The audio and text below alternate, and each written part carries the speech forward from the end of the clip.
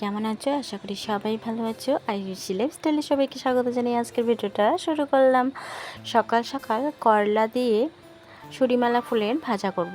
যেহেতু তিত করলা, সুরিমালাগুলোও কিন্তু তিতা, তো যাই হোক ওগুলো কিন্তু আমি রান্না করছি। আর উনুনে কিন্তু আজকে ভাজাটা রান্না করব।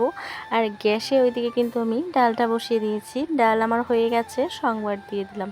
সত্যি কথা বলতে মানুষকে এরকম করে বলে, সত্যি কথা বলতে খুবই খারাপ লাগে।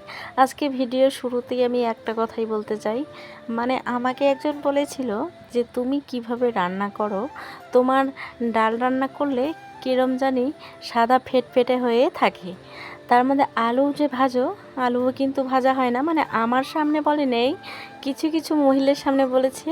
সেরা তো তারা তো আমাকে বলে দিয়েছে, মানে বলে কি যে তুমি নাকি এরকম এরকম করে রান্না করেছো, একজন আমাকে বলছে। তো যাই হোক, কথাটা শুনে আমার খুবই মানে খারাপও লেগেছে, ভালোও লেগেছে। কারণ মানুষ যে মানুষের বাড়িতে এসে এগুলো দেখে কি হচ্ছে কি নেই, কি খাচ্ছে কি নেই, কিরম সবজি রান্না করেছে, এগুলো নিয়ে কিন্তু মানুষের সামনে বলে। সত্যি কথা বলতে এগুলো শুনতেও খুবই খারাপ লাগে।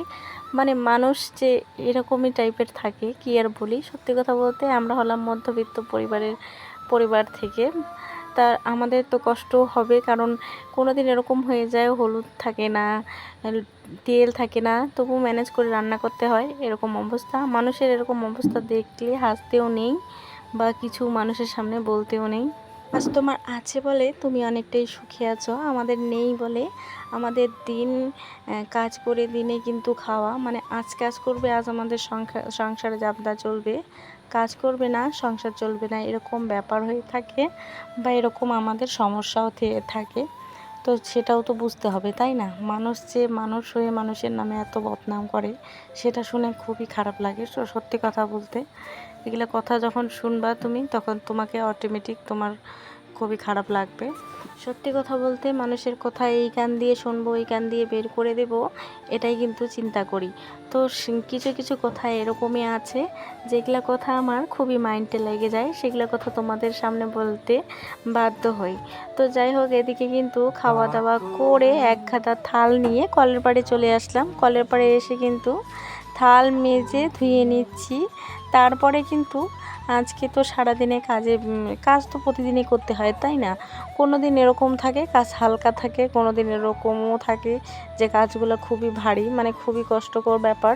তো যাই হোক, বর্মশাই কিন্তু এখনও আমার কাজে যায়নি। তো সকাল সকাল আমি অনেক অনেক কাজ করার খুবই চেষ্টা করছি, মানে যত তাড়াতাড়ি আমি কাজগুলো করে নেব তত তাড়াতাড়ি আমার ভালো। বর্মশাই এদিকে কাজে যেতে না যেতে আমার বাড়ির কাজগুলো আমি কমপ্লিট করতে চাই। তো যাই হোক, রিং লাইটটা না লাগিয়ে দিয়ে ভিডিও করেছি, ভিডিওটা কিন্তু খুবই অন্ধকার হয়েছে। তো যাই হোক, ওরকমই আর কি ভিডিও করার চেষ্টা করি। তো থাল মেজে নিয়ে এসে তো পরিষ্কার করে রাখতে হবে, তাই না? এদিকে পরিষ্কার পরিচ্ছন্ন করে কিন্তু যে থাল বাসন, থালের জায়গায় থাল রেখে দেওয়া হচ্ছে, বাটির জায়গায় বাটি, গ্লাস এখানে কিন্তু রাখা হচ্ছে। তো সত্যি কথা বলতে রান্নাঘর তুমি যত পরিষ্কার করে রেখে দাও না কেন, ওই দেখতে কিন্তু খারাপই লাগে। আর ঠাকুরটাও কিন্তু আমি মুছে নিচ্ছি। তো খাওয়া দাওয়া বড়মশাই যেহেতু করে গেছে, তো আর কি, তো আমি এখন পরিষ্কার পরিচ্ছন্ন করে রাখি। আর প্রতিদিনে চেষ্টা করি সকাল সকাল ঠাকুরকে দেওয়ার, কারণ সকাল সকাল তুমি যদি ঠাকুরকে দাও তাহলে তোমার খুবই হালকা লাগবে, বা মন থেকে আর কি মনে এত মনটাও খারাপ লাগবে না। কারণ সকাল সকাল ঠাকুরকে দেওয়ার কিন্তু অনেকটাই চেষ্টা করি আমি, কিন্তু দেওয়া আর হয় না। এই যে কলার পাতাতে সুন্দর করে সাজিয়ে ফুলগুলো যখন দিচ্ছি না, তখন কিন্তু আমার খুবই ভালো লাগছে। কারণ এগুলো আমাদের বাড়ির গাছের ফুল। কারণ বাড়িতে আমাদের মানে লাল ফুল এত যে ফুটেছে, কি আর বলি তোমাদেরকে, খুবই সুন্দর করে ফুটেছে, তার জন্য কিন্তু সুন্দর করে সাজিয়ে দিলাম। আর আজকে আমাদের গাছের টাটকা কাকরোলা আজকে ছিললাম, পুরোপুরি 1 কিলোর মতো কিন্তু আছে, 1 কিলোর মতো আছে। আজকে রাত্রে ভাজা ফলে কিন্তু দেখতেই খুবই সুন্দর লাগে।